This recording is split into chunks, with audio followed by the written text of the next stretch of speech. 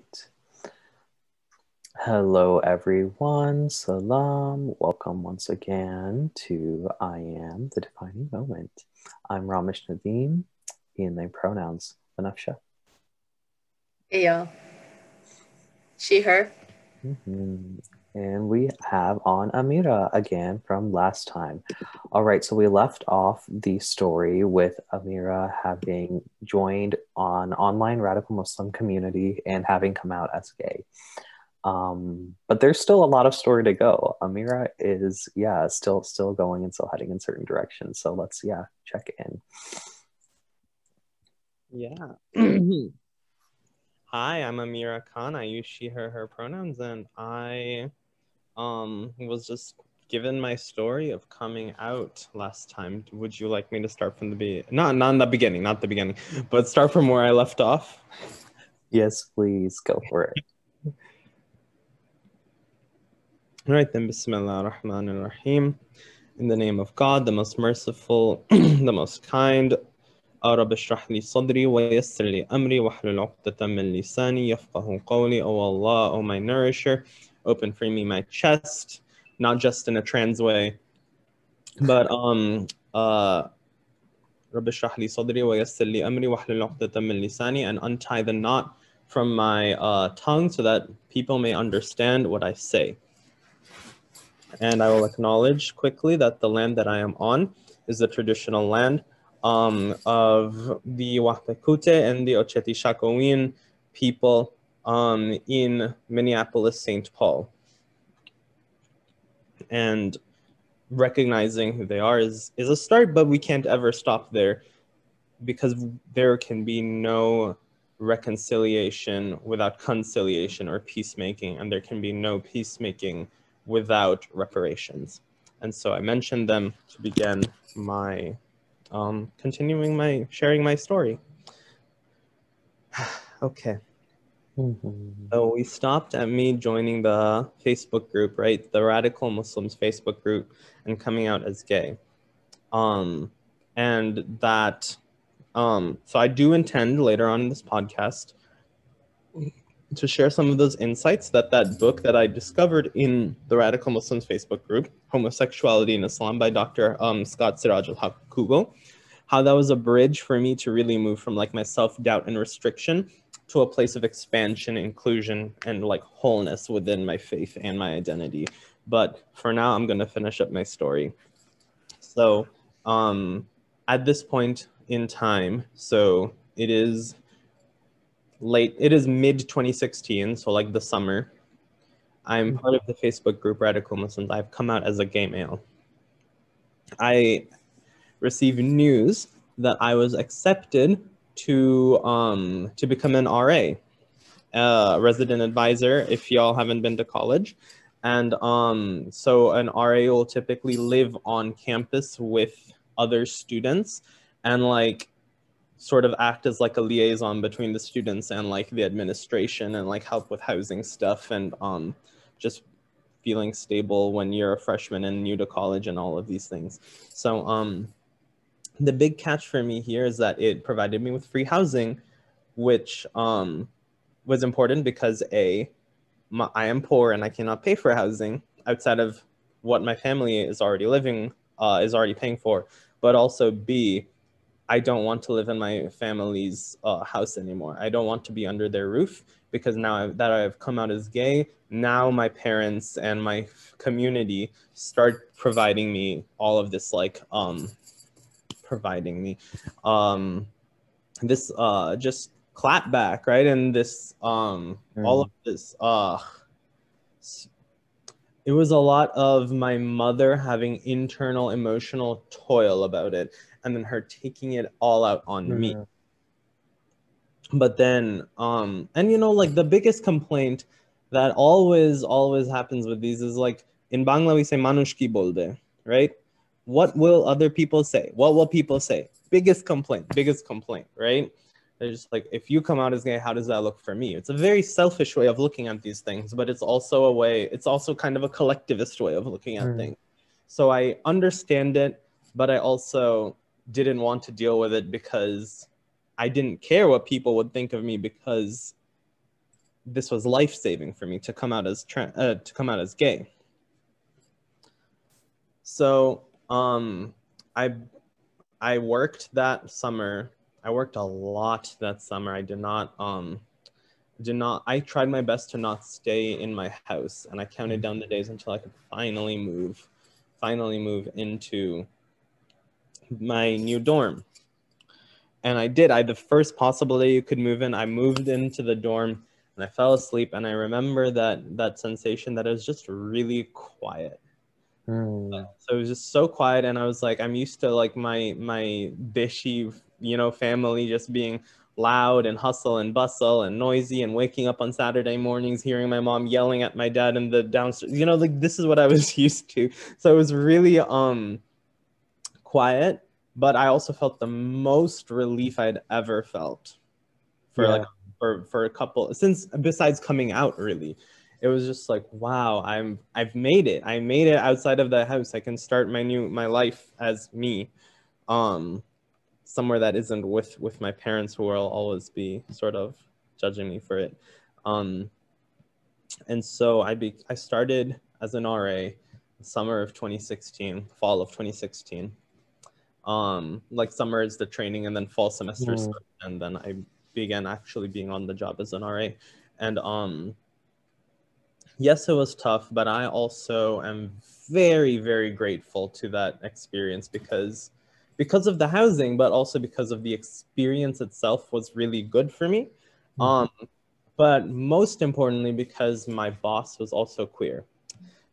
His name's Jeff, and he was a genderqueer human with just a long-term committed boyfriend at the time. And I was like, that's cool. But what I didn't expect from him was that he made so much space for me to explore my own identity, to explore my own thoughts about different aspects of philosophy and aspects of like Islam and community and collectivism, but how they clash with how those have been clashing with my knowing myself as gay, and ending a lot of the Black Lives Matter movement that I'd already understood a lot of, but helping me put it into context with like greater like incarceration, or with like feminism and patriarchy, right?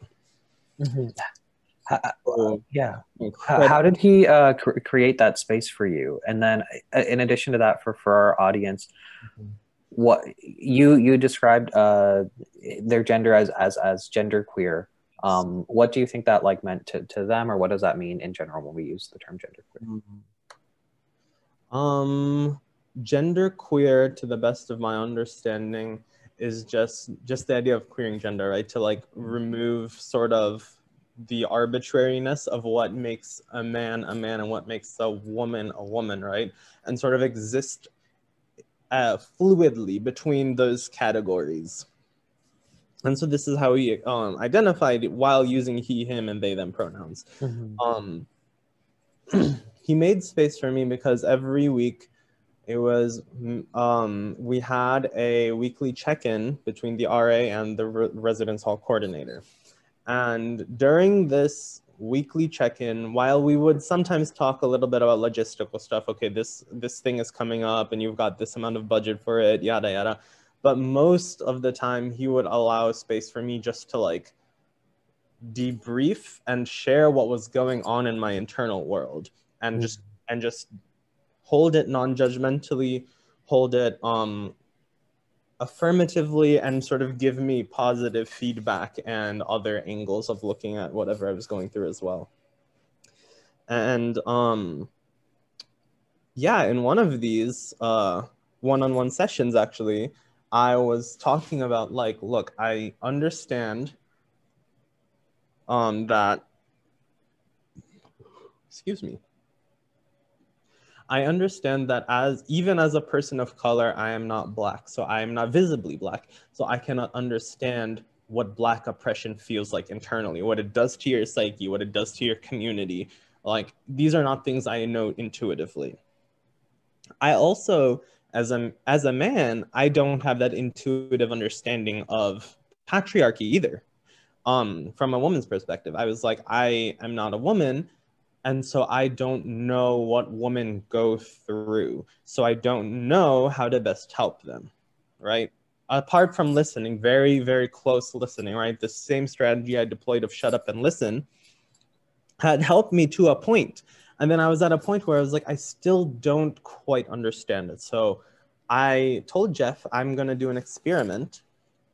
My experiment is that I'm going to live as a woman so that I can understand patriarchy from the other side, so that I have an understanding of both sides. And he was in full support of this, right? And he was like, how are you going to do that? I was like, well, I want to, first of all, just dress femme, right? But I also want to hang out with like more femme folks and like listen to their experiences and see. And I want to just appear more femme so that other folks will treat me the way that they treat femme folks, and I can notice the difference, right? So it was my experience. It was my experiment. That's how this started out. So they said, okay, go ahead. And so, so in 2016, and near like, yeah, fall 2016, I started dressing more femme, and I started like trying to put on makeup and all of these things, right, and go to classes, right? And I noticed like a difference in how I was treated, but more than that, I noticed that femme identity felt like right at home to me. Like it did not feel like I was putting on a mask or I was like I was being performative. Like I had that because I was also, you know, imposter syndrome affects everyone. So it did feel a little performative at times, but it also felt really, really at home, like on the head, nail on the head, just like, this is how I'm supposed to be. I was like, what is this feeling? I was expecting more like clash and more fear of that hadith where it's like, oh, men who dress as women are going to hell or whatever it is, right? But I didn't have that fear. I wasn't so concerned about it because of just the elation, what I now know was gender euphoria, right? That so that's what I was experiencing. And then I was like, tell us what gender euphoria is. Yeah. It's just the sheer joy of aligning your presentation with your true self. And that joy is something so many trans people talk about, for example, post-surgery, or post like discovering that they were trans, and like dressing and like putting on makeup, or the latter, or the opposite of that, right? Not putting on makeup, and like feeling that sort of that euphoria of being like, wow, like this feels right. This feels like me. Yeah. And then what was it like for that? So like there's the gender euphoria that happens when you're when you engage with like gender expression in like private or personal spaces, like, you know, in at home in front of your mirror or whatever else. But then there's also this social aspect that you were talking about a little bit. So what was it like for you when you were, you know, presenting more as femme in your classes and in these public-ish spaces? I'd never been catcalled before in my life. It was my first time getting catcalled, and I was like someone at like a Goodwill was like check out that ass, and he was like yelling from across the store, and then I turn around, and then he becomes horrified because like I don't have makeup or anything on, and he's like, oh my god, right? And he turns away, and I was like, okay.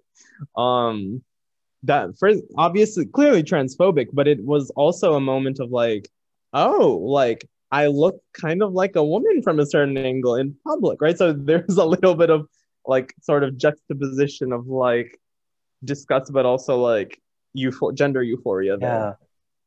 Right. So like that was one thing I definitely experienced. I also noticed that my opinions, my personal sort of stories were just brushed away a little more as being inconsequential. And so I was like, okay, well, I'm a spoken word performer, so I have to perform my pain to make it feel valid to other people, right? So I did that a little bit more to actually get listened to. So those are a couple of the things that I started noticing. And I was like, okay, I think I'm getting a feel for this, but also, why does this feel at home? Why do I not want to stop? Like, I don't get it. So then I listened to a couple of YouTube videos about trans folks, and this was completely out of curiosity because I was like, yeah, I understand a bit of like what patriarchy feels like from a woman's side, but now isn't there like trans folks? Right? Like I knew a couple of them, but I didn't really know too many. I was like, okay, let me see what's up about them because I haven't learned a lot about trans folks. Yeah. I haven't indulged myself in sort of that world that they live in and the terms they use and like their experiences and healthcare or employment, all those things. I didn't know any of these things. So I was like, let me just listen to trans people, right? Because that's the number one way of learning these things. I listened to Black folks. That's how I learned about Black Lives Matter. I listened to women. That's how I learned about patriarchy. And now I was like, let me listen to trans people. So I look up these videos of trans people talking about their experience on YouTube, right? And some of these were not well produced videos. It was just like a teenager in like a dimly lit room talking about their experience with like a little lisp, and it was very cute.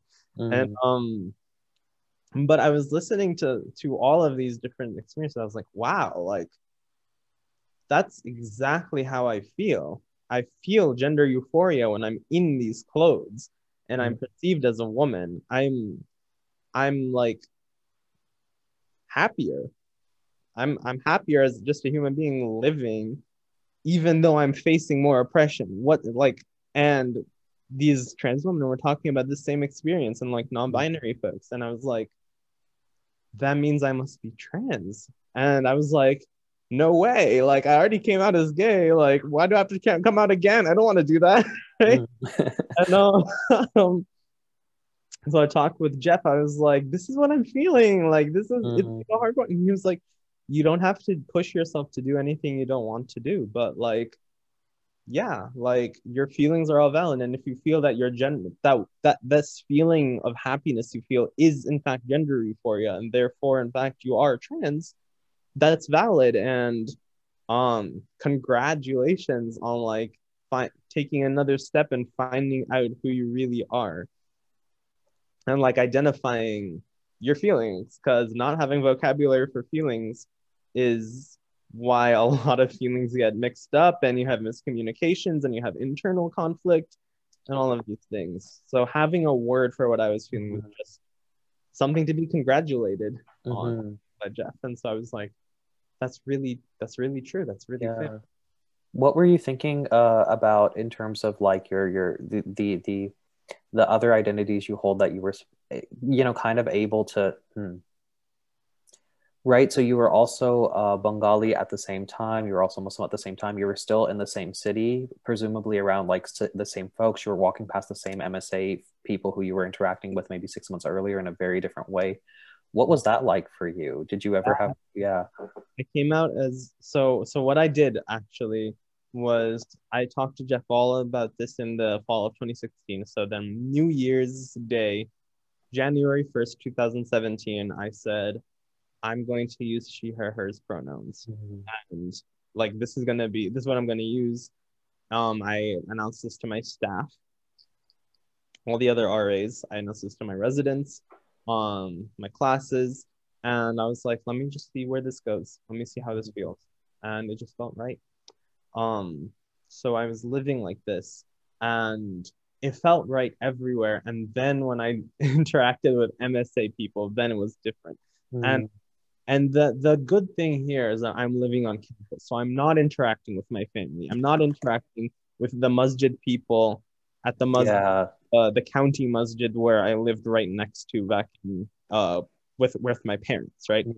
I get to push their influences out of the way while I interact only with MSA, which is Muslim Student Association, students, right? So yes, these students were Muslim, and yes, they were like the ones who I had been with since freshman year, but I didn't have a root. Like I did not grow up with most of these people, right? Only a few of them.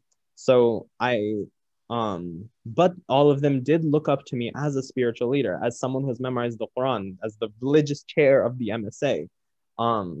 Then I came out as gay and something changed. They were like, can you even lead prayer anymore because you're gay? I don't know. And like they started, you know, as I was saying before, stopped listening to my opinion in MSA board meetings for ideas and stuff. And then I came out as trans, and that was kind of the final nail on the coffin. Most of my MSA friends just completely stopped interacting with me at all after I started using she, her pronouns, and dressing femme. And this felt like this was a social death for me, right? Because MSA was one of the places that I found and called home on this Catholic Jesuit campus. They were one of my sort of the places where I went to recharge. But now if I go there, I feel even more drained. Yeah. Recharged because so it's like if I go to non-Muslims, they don't understand my theology. They don't understand my hadith. When I say tire camel, they're like, what does that mean? Right? They don't have this frame of reference. But then I go to the Muslim folks and they don't have any frame of reference to speak about gender or sexual identity, except outside of like damning it, right? So it was really hard to experience that social death. What happened afterward, I think, is something that I'm always grateful for, which is even after having lost all these MSA contacts and like, after having lost my oh shoot, I forgot. This just came to my mind. I actually ran for MSA president after coming out. And I heard Mubarak. Oh my goodness. Because I had always, it was like an old dream of mine since I was and I always thought I would become the MSA president. And you were in line for the throne, right? Like you were prepping for this. You were sort of, you know, in the board meetings, speaking the right kind of way, all of this stuff, heading up the organization in such ways, displaying all this leadership all over the place. All of Ameera's typical brilliance. Yeah, except for the conference weekend where I took acid, right? I was extremely active in the MSA, the Muslim Student Association, and all of their organizing, all of the halaqas. I gave many halaqas in that group. I led many prayers. What's a halaqa, Ameera? A halaqa is just a talk about God. It's just, that's literally all it is. And it can be about anything, but it relates to Islam in some way. But when I ran for president, literally the other folks who were not even running for president conspired with each other behind my backs, created their own WhatsApp groups without me in it, and spoke to each other being like, we cannot let Ameera become the president. And so they all voted for the other president, who, I mean, he is also qualified, but it was just, you know, it was really icky. And that was when I like fully realized, I was like, this is not my space anymore. I can't recharge here anymore. And that really hurt. Yeah. But going through this pain made me realize, okay, let me look for more fertile soil. Yeah. The soil has this group of people is not bearing fruits for me anymore, right? The soil has become barren. So when did you start using the word social death about this experience? When I started losing friends, when I lost my friends, let's say, lost so many of my friends for coming out. And not just friends, but close friends, friends who I relied on and counted on and shared like private thoughts with. Right? When I lost those, that's when it really felt like a social death, right? So I'm here with my only like confidant really being my boss, which is a boss relationship and not a friend relationship, right? And with that, I sort of went into 2017 and I was like, well, I'm not going to be the MSA president anymore. I'm probably not going to be affiliated with MSA anymore. I do, however, I have always, since I was young, had a strong interest in interfaith work. So I was like, let me see if I can be part of the Interfaith Alliance. And it was relatively small, relatively inactive, but I was like, I've already been involved with all of you in the past. Can I run for president? And no one else was really rearing for the presidency, and so it was a pretty easy vote for me, and I became the president of the Interfaith Alliance, which next year, right, for my 2017 to 2018 academic year, which was my last year in college, my senior year, I took the Interfaith Alliance to just a different level. We did so many collaborations with Amnesty International and with MSA and with other faith groups on campus ministry. We actually reached out to Washington University, which is like WashU is St. Louis University's like rival in the same city, right? And we did like a joint interfaith week with their campus and had Ibtihaj Muhammad, the Olympian, the first Olympian hijabi fencer, come to our campus and speak during that week. And it was just really, really life-giving. And I made so many new contacts and new friends through this in the greater St. Louis interfaith scene. So like, for example, I had never met Dr. Billy Mayo, who is a Black Baha'i professor not professor, but a Black Baha'i doctor who is highly active in the Baha'i community, and she had so much knowledge to give. I had never met Reverend David Mell, who ran the Interfaith Partnership of St. Louis, and who is just an incredibly wise human and gave me so many like VIP access to like interfaith events in the St. Louis area that normally would cost like something accessible to a student, a college student. Mm-hmm. I met Dr. Bahar Bastani, right, who is a endocrinologist maybe, but also like a very theologically understanding Shia human in the St. Louis community. And I met all of these people who I would have never met if I just restricted myself and just kept those old communities of the MSA, the Muslim Student. I love that term you use, theologically understanding. We should all strive to be a little bit more theologically understanding. But you were exposed to this broader community of folks who were working in interfaith spaces, who belong to all sorts of faith spaces and identities and theologies and traditions and all of this. Yeah. What was that? This allowed me to start sort of what I called an SLC, a spiritual life community, where we met bi-weekly at MTUG. And MTUG is Metro Trans Umbrella Group. This is a nonprofit organization founded by trans people for trans people in the St. Louis metro region. And they just provided so many services. They provided they still, during this COVID-19 crisis, they are providing trans people in the entire St. Louis area with food, like as their only source of food, with like sanitizing equipment, with toilet paper, with all of these like necessities that were a lot harder to find, especially at the beginning of the pandemic, but even now. And definitely into the future, because this COVID-19 is coronavirus is here to stay.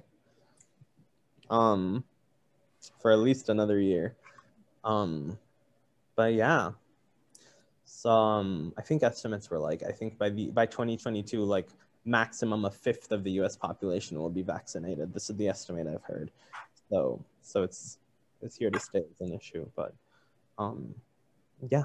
So I was able to really plug into not only the broader interfaith community of St. Louis, but also the broader trans queer community through MTUG. And I'd never met these people at a queer scene. I'd never been to a drag show until my senior year after I'd come out as trans. I was like, let me take a look at this. Fine, if this if this is gonna be like what my friends now are doing, like, because I did make gay friends, right? I was like, okay, sure, if you're gonna talk me into come seeing this, I'll do it. And I really enjoyed it, actually. So yeah, it was just really, really, I started thriving in ways that I didn't expect to be thriving. I didn't know where it came from, but I know that I couldn't access it until I had lost those old friends, those MSA friends who weren't accepting of me. Yeah. Um, What did that thriving look like? What did that mean for you? Like day to day, how was life different for you when you were thriving? meant I was happy. I had a lot more confidence. Sometimes founded and sometimes unfounded. Um, but I was open to, I allowed myself, it's funny because like by forcing myself to be open to other people's experience, I found myself as trans, and then I lost these closed-minded, if you will, friends. And now I learned like of so many more open-minded people, and I'm making friends with them. The Radical Muslims group Taya Mari Little encouraged me and other queer Muslims in that group to apply for the Muslim Youth Leadership Council, and I got accepted for that. Where I still currently am on with Ramesh as a council member of that. I met a lot more even trans queer Muslims in the St. Louis community who had never ever come out because they knew that the St. Louis community was extremely conservative. Yeah. And they came out to me being like, I'm gay, I'm bisexual. And coming out while you're part of this masjid community is like a big deal, right? So it was just like, it was a lot of thriving for me in senior year after having gone through so many struggles, and I was just really grateful for it. I also had an on-campus job through FAFSA, right? So you get the work study grant, and this particular job actually was with Dr. Brian Sokol, who is the head of campus ministry. Head of the CSE Center for Service and Community Engagement. And he essentially, with the position at his department, he essentially let me do all of the activism work I was doing with Metro Trans Umbrella Group, with Interfaith Alliance, with Interfaith Partnership of Greater St. Louis. All of this on his payroll. So I was getting paid to do things that I loved, which was mind-blowing to me. Having worked 80 hours a week the summer prior, right? Like falling asleep at desks and stuff while I'm like supposed to be in the front desk signing people in. It was really good. Then from there, I got my job offer at Epic. I moved to Wisconsin. Yeah. Very white, very queer, but very white.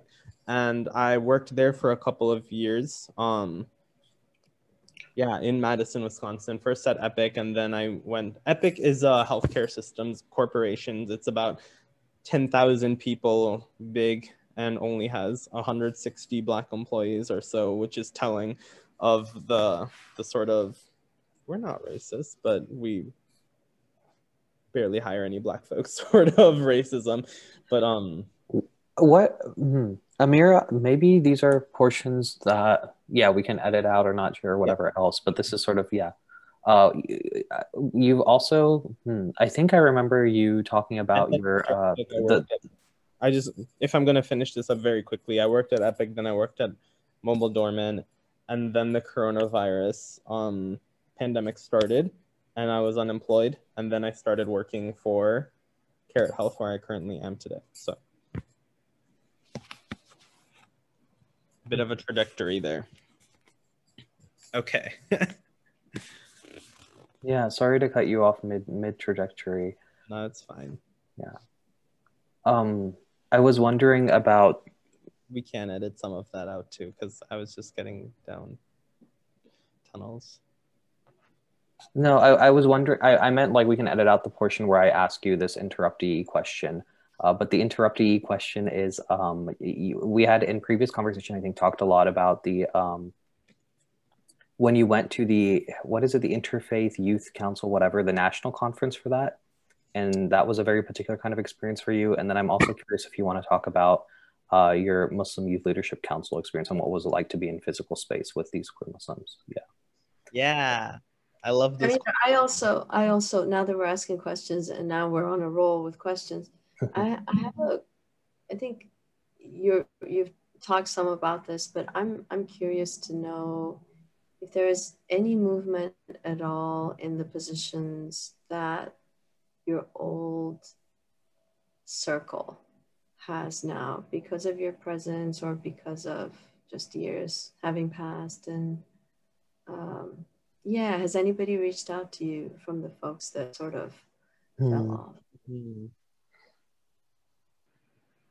And your parents. I'm curious about family, but again, none of this has to be shared. I'm just, these are the things that are coming up for me, having heard about your story. I'm gonna write these down in the chat so for Yeah. I start going off on tangents again and rambling. And I Not doubt rambling. Oh my goodness. we're not going to get to Scott Kugel today, which is just fine with me. I'll see. Okay. And yeah, it is. And I used MyLC assuming that that was your first like physical in-person interaction with a group of queer and trans Muslims. But if it's not, then talk about whatever the first experience with space was or whatever strikes you as most interesting. Yeah. Yeah. So, back after a little bit of an edit. I'm just stretching a little bit. Yeah. Okay, Bismillah. So one of the opportunities that Interfaith Alliance allowed me was attending the Interfaith Youth Corps. The Interfaith Youth Corps essentially is a group started by Ibu Patel, an Ismaili Muslim, I think, who lives in the Chicago area. And he started the Interfaith Youth Corps just as a nonprofit organization to help people from different faiths communicate and talk to one another about common issues and common goals that they can work towards together, right? And so they have the ILI, Interfaith Leadership Institute, every summer in Chicago as like a big conference where they bring people from across the country, and I think perhaps even other countries as well, to come and speak and do different panels and stuff. So this was huge. This is like my utopia. Kind of, I was dreaming of attending something like this for years, and finally with that Interfaith Alliance position as the president, I was allowed to. So I was like, great, what am I gonna do? I don't know. I just went in there kind of blind, right? Because I had no idea what these sort of interfaith spaces would look like. And it was incredible. It was so incredible. I met people of so many different faith backgrounds, and many of who are queer. It's the first time I've ever met not a Satanist, a pagan, like a proper pagan, to Norse gods and everything. I was like, wow, I've never met a pagan before. Y'all are actually really cool. And and like one of these was like a pagan black gay minister as well, and it was just incredible to hear his perspective. And I was like, I never thought I would be listening to pagans back when I was in MSA, but here I am, and it's so cool and so life-giving. I met people who are of different, like multi-faiths at the same time. So I met someone who was both Jewish and Buddhist, and I was like, didn't know that could be a thing. That was a possibility. That's so cool. I met Muslims who were queer, inclusive, and accepting, and who were like, yeah, you want to go to a gay bar? Let's go. Straight Muslims. And I was like, whoa, this has never been my experience. I didn't even, like, I don't even drink, right? But I ended up somehow, after all of these really, really cool panels, going out for the night after all of the sessions were done for dinner. And I found a bunch of other queer folk who, the queer Buddhist and Jewish non-binary person in particular, I was like, I just want to know more about you. So I found them and I was like, you're cool. Can we like hang out? Can we like talk? And they were like, yeah, totally. So when we went out for dinner, we went out for dinner together, and it ended up being like at a gay bar or whatever, and it was great and it was fine, and I learned a lot about them. Eventually at the end of the night, I was like, I need to drive all the way out to the suburbs for the place that I'm staying at, and they were like, just stay in my hotel room, it's fine. And so I crashed for the night with someone I had just met in a hotel room. And I'm not the kind of person who does that. It takes time for me to like bond with folks, but this was something that I did, and I was like, I felt really blessed because I didn't have to drive all the way back out to the suburbs. And I just got to spend more time with this incredible person. The next day I met other queer Muslims, a couple of them. I did not get to spend much time with them, but I was just like, whoa, other queer Muslims, what is happening here? Right? In physical space really was a big deal because I'd never shared space with those with other queer Muslims before. But then the conference ended. It was only 3 days, and it was packed with all of these other things that we were expected to do. And so it ended, and I was like, dang, I wish I could spend more time with all of these cool, incredible people. And it sounds really basic. You go to a conference, there are other cool people there, you talk with them, and you learn a lot. Right? In concept, it's just really cool, but in like practice, that's like one of the most ancient ways of learning anything, right? Like the whole idea of apprenticeship and mastership, right? You go to someone who has experienced more than you, and you learn through not just asking questions, but just by being in their presence and like seeing how they move through the world and move through whatever skills in particular you're trying to learn from them or whatever it is. So which is why this COVID pandemic and isolation has got people fucked up, right? One of the many, many reasons why it is so hard on people, right? For people like me who really want to learn and who want to be in community with people, right? And who learn best from being in community, like direct physical proximity to someone. You don't get that. So I left this conference satisfied but wanting more. Yeah. And then I found the Muslim Youth Leadership Council, right? And so this, after I graduated, was when I first got to attend Advocates for Youth. So Muslim Youth Leadership Council is a subsidiary, I guess, of Advocates for Youth, which is a 501c3 nonprofit organization that does reproductive justice advocacy and is headquartered out of Washington, D.C., but has youth activists from across the country.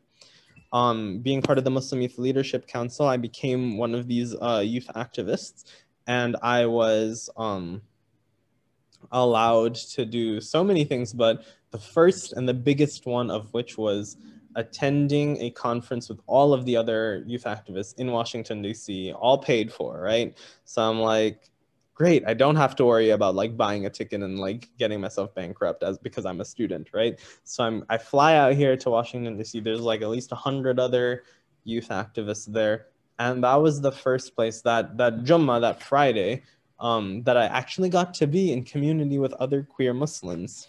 And I gave a khutbah that day that I had prepared, but I wasn't really prepared for the experience of being in a room with 20 other queer Muslims, right? It was just something I'd been craving for my entire life without necessarily knowing that it was something possible or even something that I could ask for to manifest. And yes, Ramesh was there. Ramesh was there at the Muslim Youth Leadership Council my very first time. And it was just, yeah, it was a magical 4 or 5 days. I've made friendships that are still close and who will still receive invites to my weddings. Hint, hint. And it is something that is really near, dear, and precious to my heart. The ability to build community with people who are across the freaking world, right? But out of a shared experience, out of a shared commonality and desire to change the world, really. So all of these driven, motivated young people, wow, I definitely felt like I was like out of place there that first year, because I was coming in with imposter syndrome, and then I learned like all of these people are just as genuine and as inexperienced as I am, but their efforts, their consistencies, right, their sort of community and their collective like philosophy that they're working with is what is getting so much of this work done, right? When we did the digital campaign, the hashtag Muslim and campaign with ILC, right, which is where we tweeted and we posted on Instagram and Facebook and all other things. I don't think TikTok was a thing back then, but we were posting things with the hashtag Muslim and, right? So we are Muslim and queer. We are Muslim and trans. We are Muslim and an engineer and a wife and a student or whatever it is, right? To share that like Muslim is a box that people like to put us in, but we are multidimensional human beings with many different identities and many different hobbies and livelihoods and everything. And all of us deserve to be humanized and to be given, you know, basic access like non-Muslim people. And we got Rashida Talib, we got Ilhan Omar, our Muslims in Congress to like tweet with the hashtag, and it was incredible. Like we got, I think, over 1.7 million views or something total that year. And I was like, this is started by like just the queer Muslims in this room, right? This is started by like 25 people and the funding from Advocates for Youth, right? So I was just like, yeah, that gave me hope, and like a human, like a small group of highly dedicated people can actually, you know, change the world. They can actually have an output, a like effect on the world greater than themselves. Yeah. Ameera, what is your vision? What do you want that output put in that effect to be? I want my vision is so multifaceted, right? I have so many different visions, right? I want the carceral state to end, right? The 2.3 million Americans that are incarcerated at this moment, a fourth of whom are just technically in pre-trial detention, but will be detained for like months or years, right? With no crime convicted of them. The many who are in prison because they couldn't afford a cash bail for a nonviolent drug offense, right? For smoking weed, right? The carceral state and removing that, especially the egregiousness of how it manifests in America specifically, disproportionately targeting Black folks, Black men, and Hispanic folks and Hispanic men, and just taking honestly trillions of dollars out of our own economy to oppress people, right? To oppress our own people. It's bonkers, it's nuts. And one of my visions is hopefully for that carceral state to not just have reforms, because reformist policy changes will not solve the pipelines, right? It will not solve the pipelines to prisons, and it will not solve poverty, it will not solve the surveillance state. That's one of my many visions. But I think if we're going to keep it small, if we're going to keep it personal, I want Muslims and queer people to be able to see each other's perspectives, to not be at each other's throats, right? For Muslims to stop being homophobic and for queer people to stop being Islamophobic, right? To be able to join as forces together and to understand that like all human beings are worthy of love and are worthy of living as fulfilled as they can be, right? You don't need to repress part of yourself in order to prosper and to help others prosper. And of course, for me, what I needed to bridge that gap was the theology, was the understanding of those verses and those interpretations that damned homosexuals, and really changing my interpretation of those verses to one that is actually liberating and one that actually makes more sense, right? Moving away from that crowd mentality. Oh my goodness. As for Benefit's question, she had one about, did anyone actually try to accept me after I came out and I experienced that social death? A couple, actually, and enough, I would say. Enough people did.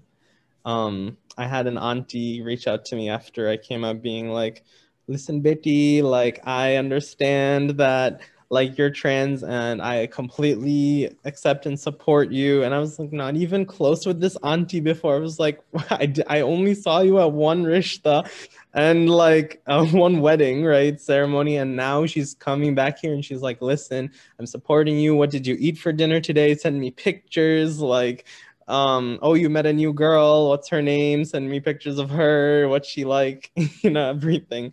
She's just like, she was doing all of these from a good place. And I was like, wow, thank you, auntie. Like, and there was even like other aunties in like Madison, Wisconsin. When I moved there and I actually knew like no one in Wisconsin, right? I met another auntie there who came up to me and was like, can I like have dinner with you or lunch with you someday, and I'll pay for it all. I just want to chat about you and your experience as a trans person. I was like, yes, please. Like, I would love if more people from the Muslim community would listen to queer people and listen to their voices. And so she sat down with me, and it made me cry nearly, that she was like, I have a son who's 3 years old, and sometimes he talks to me. He's like, oh, I just want to wear dresses or whatever. And I was like, oh, I'm sorry, we don't have any dresses or whatever. So, but she's like, yeah, my 3-year-old son wants to wear dresses sometimes. Should I be concerned that he is trans? And if so, her concern was not, is my son trans and therefore I need to run away from this? Her concern was, is my son trans and therefore I need to be supportive of him as much as possible so that he can live his truest self. And like, just coming from that perspective of it, just coming at it with care and love and support,